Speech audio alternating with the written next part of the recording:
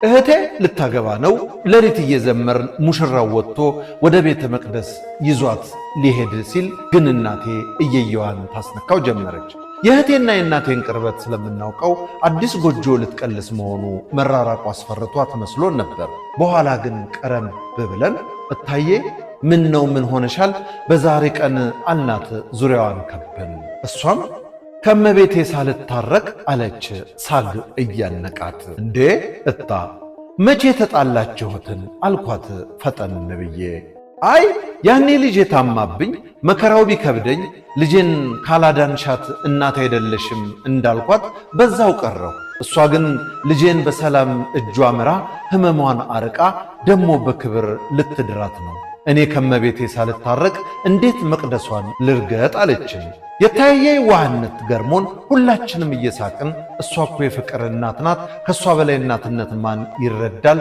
ሁላችሁም እናት ናችሁ። ልጇ ሲሰቃይ መከራን ከሷ በላይ ማን ያውቅና?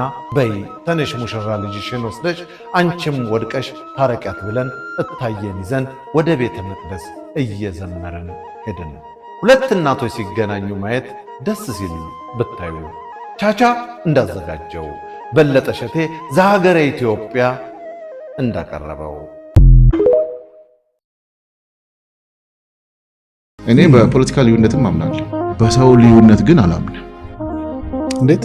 አንተ የፈለገ አመለካከት ሊኖር ይችላል። ሰው መርዳት ላይ አገር መርዳት ላይ ግን አላምንበት። ሁሉም ሰው ግዳጅ አለበት። ሀገርና እናት አንድ ናት።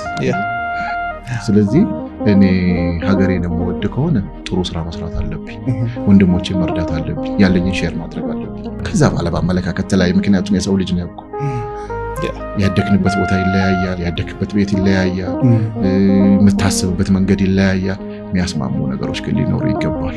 የት ላይ አንተ እየበላህ አጠገብ የሚያለቅስ ከሆነ እዛ ላይ አንስማማ። ባለህ እርዳው። ከፈለክ ተቆራ። እኔ የሰው ልጅ መዋደድ የለበትም ብዬ ማምናለሁ። ሁሉም መዋደድ የለበትም። እኔ እናንተ እንቆራረፍ፣ ነገር ግን የሚያስማማን ስራ ላይ መተህ ሰርተህ ለውጥ ማምጣት ትችላለህ።